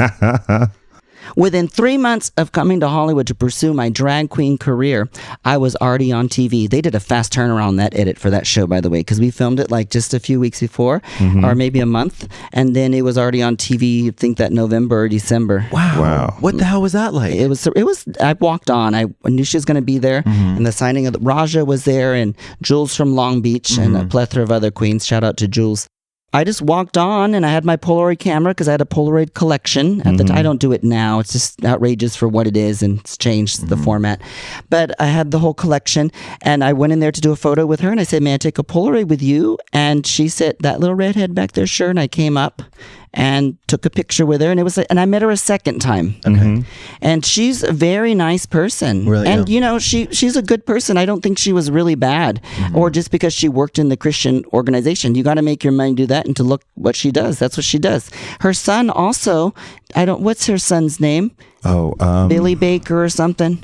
There's Jim Jr., right? Isn't there? Yes. I think, let's all look it up. He did a lot for the environment when there was the Proposition 8 here anti-gay marriage and all that stuff. And in America, he actually had a church, and he said he supported gay marriage, and he knew he was going to lose his staff and everything, but he went ahead and did that. He didn't lose his staff, but he lost half of the congregation, so he had to fire staff and stuff. So I think that's pretty courageous. The only one I think that had the major problems was Daddy. Yeah, Jim, who's now selling survivalist food in like giant spackle buckets. Oh, yeah. Nice. Oh, Yeah. Well, and also Tammy Faye, I believe, talked about AIDS on TV before the Reagans did. So she did a lot. Yeah, she did a lot of really great stuff. And if anyone hasn't seen The Eyes of Tammy Faye, I know. I want to watch that. Do you know why World of Wonder watched, produced that? Right? World of Wonder produced it. The reason I watched it because it was narrated by RuPaul. Oh, that's right. Hashtag stir some tea, girl. I'm an OG. I read RuPaul's book, by the way, Letting It All Hang Out, back in high school. And then I shared it with the boys it was like a sophomore when I read it. And the boys that year, actually John Scott and other Steve Hornsby, they read it and they wanted to use it. They were straight as boards, and they wanted to use that as a monologue. The opening, how he prepares himself in drag, how he makes it so wonderful, the flossing of the teeth and the dollar store nylons and whatever he says to prepare himself, and his lace front wigs. I love hearing Ru talk about arriving upon his combinations of things that he uses. I once heard on the Ru podcast, 15 minutes, I think, about how you have to combine two types of toupee tape to get the ultimate grab on the wig. Ooh. Yeah. And of course the yanking back of the face. Oh yes, that's have you ever taped your face back? You know what I used to do was the nylons, but it gives me a headache. Yeah, it does. I've done that too, where you the head wrap for the wig is also has a face. Oh really? A skin stretching effect where it really if you notice it in the eyebrows, they go from this to that, and it's just like maybe like a centimeter or like quarter of an inch, which is a huge difference. Amount when you're doing eye pulling makeup. The scalp. Yeah, and it does give you a migraine. Like Miss Thing, Marlena Dietrich, she used to pull the hair under and, tighten it, braid it really small, and then they put the wig over it. Oh, that's right. Yeah. That's another way of doing it. Yeah. Oh, it's so rotten. That's going to be my goal as an older lady. Would you get any kind of cosmetic procedural face work done? Well, why would I need that? No, I mean in the future. No, not looking forward to it. Good. Great. Not in anything, I don't. Why would I need that? Ever done Botox? Never. No. I've seen people that have done that. What is it? Injections of silicone, and then they have like piano foot or whatever they call that, where it's like their boobs are down on their, down in their groin or something. Yeah, and loose silicone injections are hugely popular and also very dangerous. Wildly, when we were talking about that one time, you were talking about those guys who did they get it injected into their penis? Is that right? I've seen with that. The balls? Yeah. Coke can. Yeah. Sometimes it's like a fucking it's like an oil drum. It's like huge. These giant, they're called floppy dicks. Floppy dicks. Yeah, because there's like so much weight in it that sometimes they can't even get fully rigidly erect. Wow. Yeah, so there's like big floppy dicks. Yeah. It slipped out, can't get it back in. Yeah, and big giant balls too. Huge balls. They injected in there? Yeah. Free floating silicone, right? Isn't that what it is? Because it could just travel around. And it gets hard sometimes. Then sometimes it squizzles out when they're coming real good. There's old Piano Foot. Oh. He's in a mellow mood now, though. Have you seen them? I used to see like them riding by in the Pride Parade. Some of those older ladies, older women that used to do drag, and they're older now, and they have piano foots on those scooters. Now, what is a piano foot? That's when all the stuff from your face sags down under your chin or whatever, the loose flowing silicone, and it like maybe their breast or their butts went all the way down from here all the way down on their leg and stuff. Oh, lovely. Right? Yeah, Have you seen I that know before? what you're talking about. Yeah, I know. And God bless them. I've seen them in the Pride Parades. Sure, yeah. Fuck. They're riding along in a scooter looking like that. They can hit the sustain pedal really good. Maybe they should do more headstands. 5 minutes a day. Oh, that's right. And just let the stuff course back and forth. Maybe it'll come out of their nose. Yeah. But speaking of those Coke can penises. Yeah. Or what'd you call them? Floppy dicks. Oil can container. Oil What'd you drums, call them? yeah. Oil drums. Yeah. I was thinking that like those hot dogs you get that have cheese in them, Okay. Oh, sure. and then the cheese kind of squirts out. Yeah. Yeah. They had them with chili for a while too. Ooh. Chili cheese dicks. Yeah, that's Chili cheese sticks. That's an infection for sure. Oh, Yeah. absolutely. It's infection waiting to happen. Do you like to party, as they say sometimes? What do you mean party? I like to twist off, if you know what I mean. Do you ever tie on a hooter? You know what? I don't drink champagne with shit. And I don't drink that cheap champagne. If they bring me cheap champagne, oh, no thank you. And I can tell, too, if they give me a cocktail with that sort of cheap liquor, sometimes burns your throat. Yeah. I always advise people to order anything but just name anything you see, because you're going to get basically poison otherwise. And you know, if you piss that bartender off, he has been known to put Visine in some cocktails, and you get that Montezuma's revenge. Oh, is that Oh, shit? really? Is that Visine gives you diarrhea? Is that right? Oh, wow. Wow. Couple of drops. That's all you need. Trapdoor diarrhea. It's true. But yeah, you mean twist off like, but I like to have fun and party a little bit, of course. So Who what's doesn't? that look like? So it's champagne, or what's your favorite cocktail? It just looks like I'm having fun with friends, or sometimes I had to watch out when I was working at that restaurant because they had quite a bar, right? And which then restaurant? This is the one It's we were called talking. Cheryl's by the Sea. That's right. If you Actually, have- by yeah, the bay. So that's if you right. want to send hate mail or anything to her, or go read the Yelp on her and see the nasty things they say about that corn cabbage head. Or what do they say? Corn husks? Her hair looks like corn husks. You should have seen. She took one of those little things off the little stand, the little write-ups, and threw it in one of the beautiful girls' face. Oh, wow. Just one of the staff. One of the staff members. One time I was in there, and she'd have us doing 5 things at once and answering the phone. We'd have to go make the mimosas or make a cocktail. And we had quite a cocktail, and she wanted to make sure that when we shook the cocktails that it was freezing every time, and answer the phone. And we also have to turn out one order, and on the order we have to make sure that we put the special little dressing sauce on the side. Oh, and then of course we need to put that in the heater and in the oven, because we have to turn around and clean the restroom because somebody made a spill in there. Oh, the phone is ringing, let me answer it. Oh, so your waiter hasn't been out to your table? Oh, okay. Well, I'll make sure to let him know. They were calling to complain about me from booth, the screen room, what they call it, because she showed movies in there. Oh, okay. And don't forget about the screen room in the back. The celebrity guest booth, because that's where the real crazy rich bitches would have a fit if you messed up their appointment to sit in. Oh, God. Sounds like a nightmare. Oh, God, it was crazy. She came in once and told us that we were all going to get cancer. She told me I was too emotional. Oh, my God. Oh, my God. So cancer for like the Christmas bonus or something? Or No, because we would end up turning into alcoholics or something, and don't turn to alcoholism because the job was so much. Oh, okay. But I mean, what do we want to talk about besides that? I mean, Cheryl, that was good to talk about. Cheryl. We needed to know about Cheryl. Oh, I'm really enraged now. Now, if you get, I would drink. I realized I was drinking too much. I'd be partying till like 5 a.m. Well, you when you're in a stressful situation like that, sometimes you just grab at whatever comfort's around. No, not that bad. I mean, I did get a DUI, and that was like my biggest benefit. No, and why's that? Because I wasn't out drunk driving anymore, Okay, yeah, and sure. The class I went to was a lot of fun. I mean, I could drive. Remember those drinks that were called Sparks, those energy drinks? Oh, yeah. And they had caffeine in them as well as some alcohol. Yep. Oh, my Lord, I would do those, and we would do about 6 a night, and we would be lit and ready to go. Woo! Yeah. San Bernardino, LA, all right, catch the last dance. And make it back. Oh, my gosh. And I used to work at the executive suites there in Long Beach, and oh my God, that poor Stacy, shout out to Stacy. I ran the bar tab up and out. We'd party there. But the DUI, I mean, I ended up in the class, and all we watched was, we didn't watch those PSAs or have to study anything. We'd watch movies that dealt with cartel, we'd watch really cool films. That's where I saw Cocaine Cowboys. Oh, wow. Or that one guy that owns those taco shops now. Oh, Mr. a Scarface, blank. what's his name? Danny Trejo. Oh, Danny Yes, Trejo. correct. Danny Trejo. We watched yeah. his documentary. It was Okay, highly informative sure. and all that sort of stuff. And there was a cute surfer boy, and he had a fancy for me. And finally, I got to make out with him. Nice. How many people were in the DUI class? It varied. I mean, it was pretty. It was moderately sized. It was about 14 of us. Okay. Yeah. And how long did you have to go to it?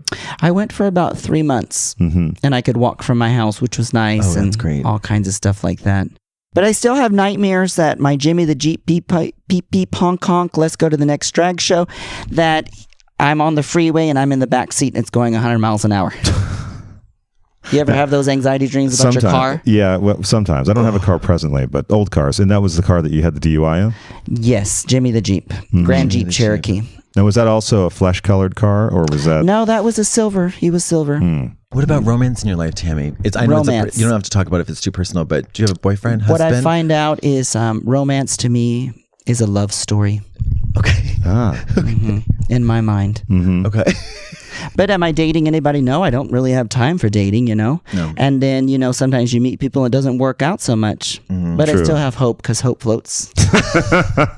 And then I think people do put too much of an emphasis on who you're having sex with and who you're doing this and that with. Because, I'm always hanging out with beautiful fellas and stuff and all that stuff. But it does start bothering me. Like, everybody wants to know who I'm in bed with and what I'm in bed with and what I'm doing. That after a while sure does start to bother me. And that I'm actually putting that out there sometimes, that it's like I'm creating this wonderful fantasy, which I like to create, that, gets people to thinking this is going on. But after a while, it does start bothering me, my system on the inside. Yeah. Suffice to say, there's things happening. We won't specify what those things are. Well, we can talk about it, but I don't want to go into like, hey, names and social my security wife, numbers. she's feeling like she wants to experiment, and I'm thinking I'm cool with going out and doing some bisexual stuff. So can I perform oral copulation on you? That kind of a thing. Or tell me about how this big guy came in and made you're already 6'3", lay on the floor, your wife lay on top of you while he pounds her, then pulls his erect gigantazoid out and rubs it in your mouth and wants you to taste it. I don't want to hear things like that, you know? Cuckolding. Cuckolding? Yeah. Oh, yeah, that's right. Yeah. With his big old chili dog. Sometimes it's just too much information, though, for me, Something like that, if one was to say something like that. Gigantazoid. I've heard it all, though. I mean, I've heard a lot of things. But somebody did show me that horrible film. One of my best friends here in Los Angeles, Travis Walk. You might have seen him in a Kit Kat commercial or two. But he showed me those two girls, one cup, that was not something that I was like, really, why? Yeah, why? We don't even need to go there, but that really violated me personally. Yeah. Why can't they delete that kind of stuff from the internet? Yeah, that's a good idea. Yeah, just a saucy photo. People I want to speak out actually on Pornhub. There's somebody on Pornhub, and I think it's Beefcake Hunters, and he has been performing blowjobs on all these guys all the time, and I don't think that's right. And they're not wearing condoms.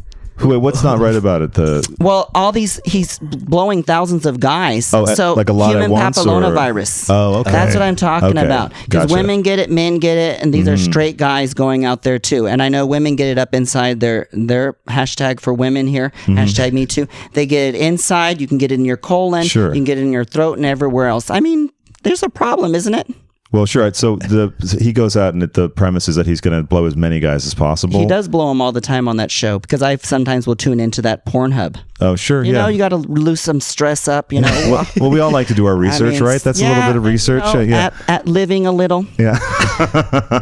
Narrating a story, perhaps. Hashtag relatable. Yeah. My favorite ones are the blowjob ones sometimes. I mean, if you want to know about my sexual ideology, there you go. But so this guy does that. Yeah. Ding. That's because I winked my eye here. Ding. Oh, right. But I just think there's probably he probably has something and somebody's getting something by now. And I'm just a little concerned. Now, when he has these guys, is it one of those situations where it's just like, hey, come and I don't know who you are. And he brings I'm going them to, in. right. So, but they're not like porn pros or something that will go through the rigorous testing and all that stuff. I see. Okay. Now I get a little That's why clearer I'm kind of picture. like, this is probably not, there's something bad out there on the web, and Sure. I'm going to say it. And if the mafia comes and you find me dead, like with, what did that one guy get one thing jammed in his head? Raymond Navarro or somebody? I'm not sure. One of the old actors, like they found him with a dildo in him or something. Oh my God. Oh, okay. Raymond Navarro or one of them. I have to look that up. A dildo jammed in his head? Like jammed in his head or in his body, or he was killed with a big old dildo here in Hollywood. While I'm looking that up, Jay Bakker is the name of the son of Tammy Faye that has the there church. we go. Yeah. Back to the topic, but just wanted to point that out because I was talking in San Francisco where there's a lot of Porta-Potty Prostitutes up there. Oh, and you have a song. Porta-Potty Prostitute. Yeah. From the last EP, a little bit of Tammy, the whale song, which is spreading awareness about the whales in the ocean. That one did really well. I Love You, I Love You, I Do. My duet with Michael Caddy did really well. It's doing well. People like it. Mm-hmm. I love Clam Happy. That's a classic for me. You love Clam Happy? Yeah.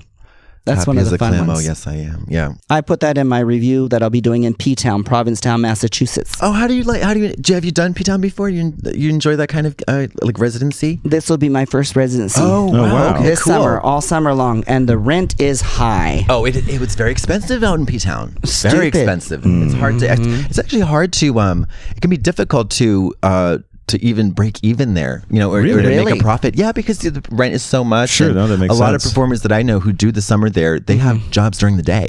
Okay. And then they work as do the shows at night. I'll sell merchandise from my house, my $16,000 split house. And then I will do my best show. And after this show, we're going to bring in a lot of people to the show because they're going to hear about it here today. That's certainly. And we're going to turn this around and pack those seats. What do you know what theater you're performing at? At the post That's the post office. Yeah. The post office. The post office. Yeah. That's great. Yeah. I think Trixie did the post office. Well, I think it's because Trixie's not doing it this year. I probably got her little theater space, you know? Yeah, it's right? great. Presumably, because she's not working it this year. But Ben de la Creme will be there, right? I think so. So that will be exciting. That's great. Today they said, you are copying Ben de la Creme because I was wearing this hat, Oh, Lord Jesus. And I said, am I copying somebody because I sit on the back of the plane next to the window and want to be sucked out of a window? Would that be John Lithgow from the Twilight Zone film? Is that to be copied? No, like that lady that got sucked out of Southwest last year. Poor thing. No, I actually cried. Wait, what? That lady got sucked out of the window and they pulled her back in and she passed away. I just that was a freak accident that happened on the plane because something blew up or something on the side. Wow. One of the wings, the engines. God, if I should be so lucky. So the name of the man who was asphyxiated with a brass dildo was Ramon Navarro. Awesome! You got it. Hollywood history. Latin Lover, star of the 1925 version of Ben-Hur and boyfriend of Rudolph Valentino, Navarro invested wisely, retired rich, and was murdered in 1968 by two hustler brothers, Tom and Paul Ferguson, whom he picked up for sex for a mere $20. The pair tortured Navarro before asphyxiating him with a brass dildo. God damn. Which was a gift given to him by Valentino, incidentally. Son of a bitch. Yeah. See, very romantic. Very, this is very true romantic. Stories. Romantic history of Hollywood. Hollywood history. Exactly. Do you have any favorite old Hollywood scandal stories? Poor Fatty Arbuckle. Oh. That's a sad one. Now, what happened to him? Fatty Arbuckle. He was accused of rape, and because there was so much censorship and the media does what it does, was doing it back then, they falsely accused him of raping this girl, and then he came out not guilty and everything. Okay. He had nothing even to do with her in reality, but because he was throwing this party, and I was party in San Francisco. He got accused and he was already getting all this large amount of money and he's blacklisted from then on, or just nobody liked him anymore. Right. He's one of my, it's a really sad situation. Censorship is ridiculous, and also the ban on alcohol was really ridiculous as well. Which is one of the reasons why it's obvious that drugs should be legalized and just dealt with like alcohol. Right. That's true. Yeah. It's true. Another Hollywood scandal. Well, I was going to use this name in the Browns the other day. We were going to use it. Oh, but I can't think of it. God Almighty.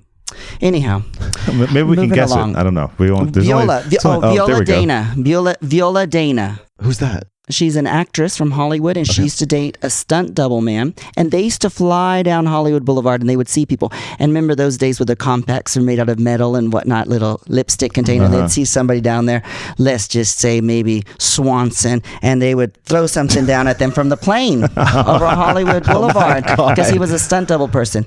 And he lost his life, the stunt double person. Oh, okay. Yeah. Damn. Do you have any favorite stunt doubles? No. Have you two ever performed or toured together? Once. Where was it? Manchester. Manchester, England. Halloween. Mhm. Halloween. Yeah, that's right. The Heels of Hell. Heels of Hell show. Yeah. But other than that, we haven't ever really been. It's kind of the unfortunate thing about Drag Race goes because I was talking with one of the girls yesterday. Is that DragCon? The best thing about it is just the one chance, pretty much all year, you have to see a great number of your Drag Race sisters. But then again, you don't even really have time to see them. I only see the ones that smoke. Thank you. Because I'm outside smoking. Like, Right. I was wondering about that because even just No, going you around, don't. and then I was like, oh, they were there, and I didn't, or I meant to see them, or whatever, because this was my first time at DragCon. Yeah. And then I was thinking, does anyone ever get to see anyone? I guess you have to smoke. When we were there, I liked like your free and easy style, your spirit, because when you did that little thing, you're just yourself, and I really like that. And then I like how you just went out there with that eye cover thing, and we're just standing there with the eye cover thing, just being yourself, a clown about it. It was so much fun, and didn't give a care, and standing there with the eye covers on you, and couldn't see anything. That was so during the funny. meet and greet, I was like last year at the Heels of Hell show. The Heels of Hell. Okay, 3 years ago now, I wasn't. I think I was late for some reason, so I was rushing to doing my makeup. But the meet and greet before the show, I have an eye mask that is my eyes in drag, as seen in one of the videos in Help Me I'm Dying. Yep. So then I put that on, and then just walked out blind into the crowd, and then just let them sort of confusingly have their way with me. And it was fun. Sure. Kind of like Tommy. Anyone who's seen Tommy, a little bit frustrating for them, perhaps, but fun for me. And I feel like with drag, though, if it's not fun, then it's not real. But people expect that from you. They expect from me to. I feel that sometimes I get more of a rap, though. You get more of like, oh yeah, it's so cool, but it loosened me up not to be myself, and not worry. Because sometimes down where I'm at on the level of the fame as far as Drag Race, sometimes there's a lot more pickiness, oh, you're so weird or blah, blah, blah. Right. Which I don't like the weird. Crazy, that's fine. That sticks to me like ribs. But weird... What's so weird? I like to cook. I like films. I pay my taxes. That might be the weird part. I'm always clean. Yeah. I'm on time. I'm professional. You shower every day. It's like so. What's so? I don't know. Yeah, weird. I don't. What about some of those people at DragCon? They come up to you, and they have that bad breath. Oh, Tammy, though. So the UK. Oh yeah, I didn't want to say that. This is where I've noticed Manchester, the UK, the body odor. Oh, body odor. Sometimes when they come in, if it's a summer show and they come in a tank top and they put their arm around you, and then they put their pit right on your shoulder, and then the smell lingers for like 15 minutes. Oh, gee willikers. And then you get about 30 of those people, so you got little imprints. You know what? What about they put their hand behind your head and then they start pulling your wig down? All the I'm like, what are you doing, French fry? Yeah, there was a girl. Then I think I was telling the other day, there was in Manchester, there was a girl. I was walking out of drag during the day in the shopping area, and a girl saw me, and she was inside a store, and she like screamed, ran out of the store, charged at me, grabbed me by the shoulders, and screamed in my face. Oh goodness! It's just like in the middle, and everybody was looking. You're famous. It was like wild, but it's a particular kind of fame though that makes people think that that's like an acceptable. Yeah, because they wouldn't do that to Julia Roberts. Oh, they act like they don't see them. They say that's what Father John Misty says on one of his albums, that they act like they don't see the stars. You know what else I was going to say though? This might sound. I really am happy about all that body, body beautification we're doing these days, and body positivity.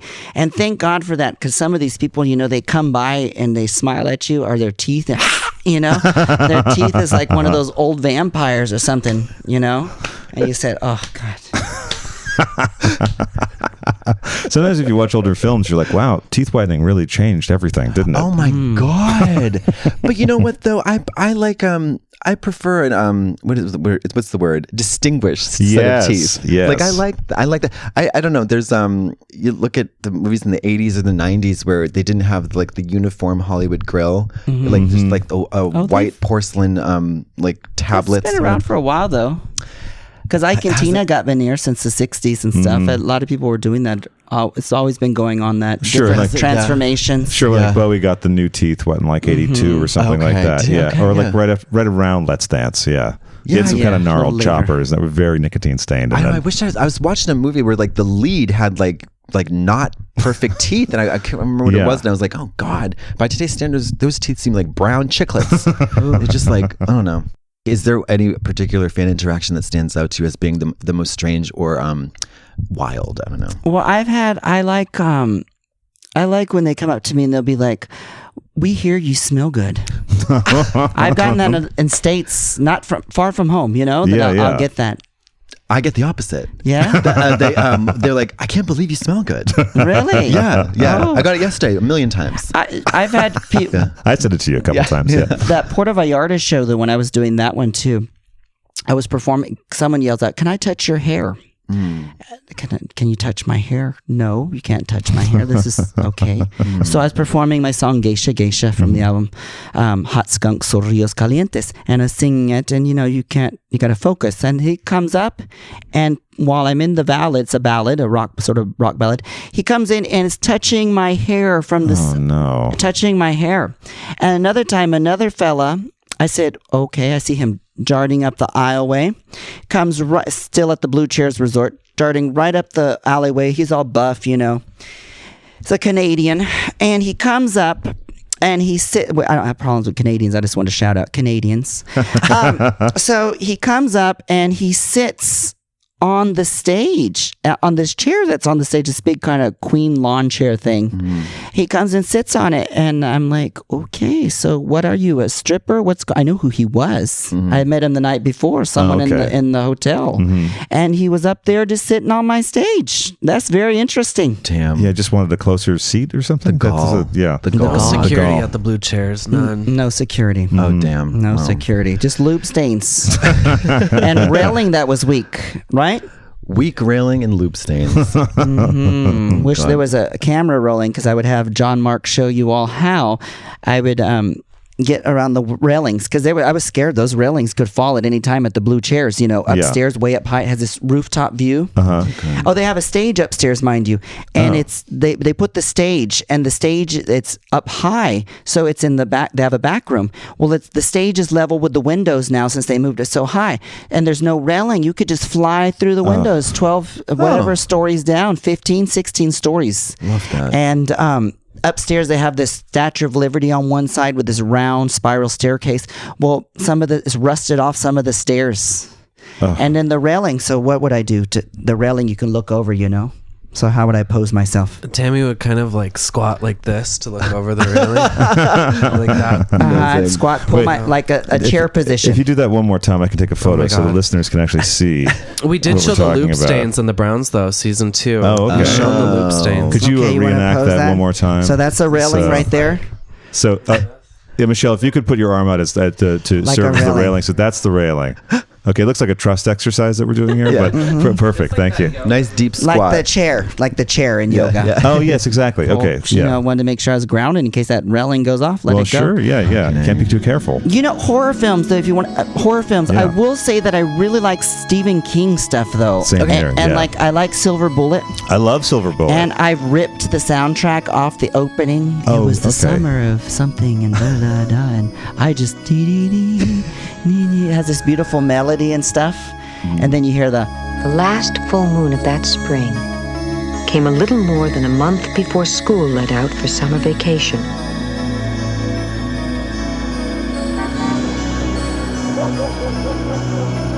Our town's long nightmare began that night. I really love that film, actually, and I will focus on seeing those kind of horror films. I try my best. Like there's Tales from the Dark Side and Tales from the Outside, or there's another one. Tales from the Crypt? No, not that. That one scared me so bad. Oh, okay. But, Tales from the Dark Side, the anthology. It starts out with Debbie Harry. It's like a show. There's there's actually a Dark Side, right? And they made a TV series out of it later. Yeah. And then there's the movie version as well. Yeah. And Stephen King wrote for that, and a bunch of other people wrote. Oh, Creepshow. No, Creepshow's one, but there's Tales from the Dark Side. Right, which I didn't know Stephen King was involved with. That's all. Yeah. Yeah, he's involved in it as well, and I actually kind of want to see it. It's an 80s film, but I'd kind of like to see it. I hope it doesn't scare me too bad.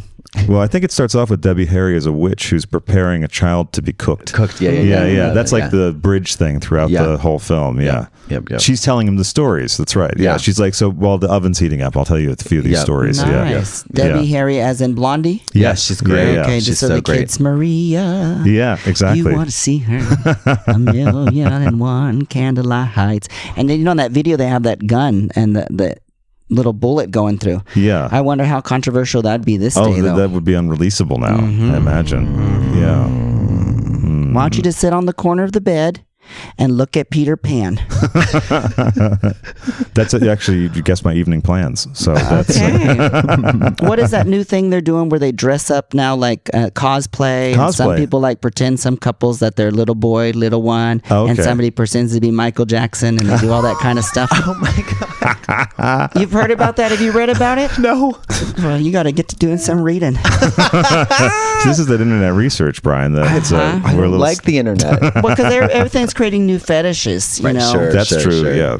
There's always a new fetish to be found. Oh my God. Well, we'll print some of the stuff out and have it messengered over. Okay. Okay, I like that. So Tammy, any final thoughts or final words for you today? It's been a dazzling adventure and pleasure interviewing you. Certainly. Anything? Oh wait. What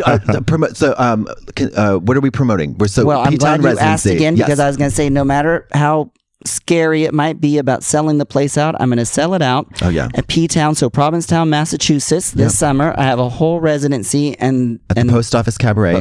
Cabaret, and Angina will be joining me the last week to do Tammy Walks Angina in Nature. Oh my God. I've gotten so many compliments during DragCon, and people that went, even people that put together DragCon and people in the business, they came to the show and they were saying how wonderful it was. Awesome. That's good to hear, because I was a little scared and everything. Oh, haven't had time to tell Angina, but it's really good because of DragCon and everything. She wasn't there this weekend. Okay, and it's all summer. It's all summer, and then the first week of September, I will leave there and go to New York City to do RuPaul's DragCon New York City, of course. Awesome.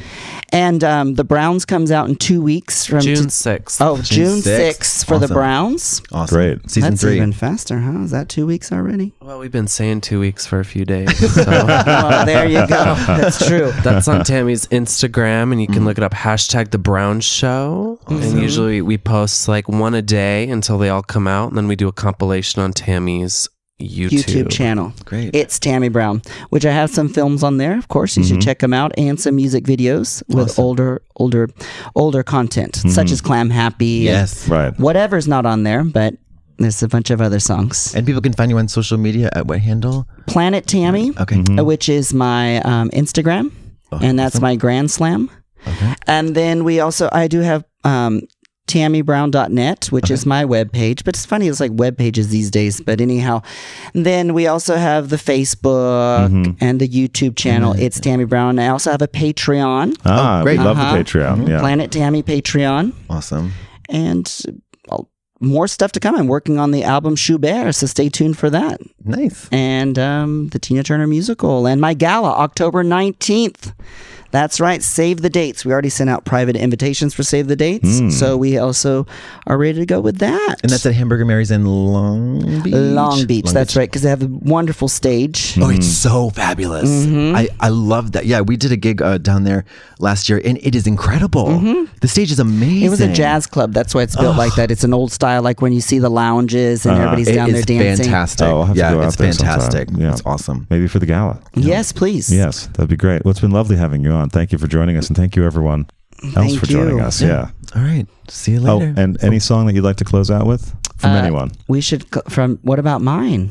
Well, I'm giving you the option. Porta-Potty Some people like to go, oh no, Porta-Potty Prostitute. Sure. I can't say no to Porta-Potty Prostitute.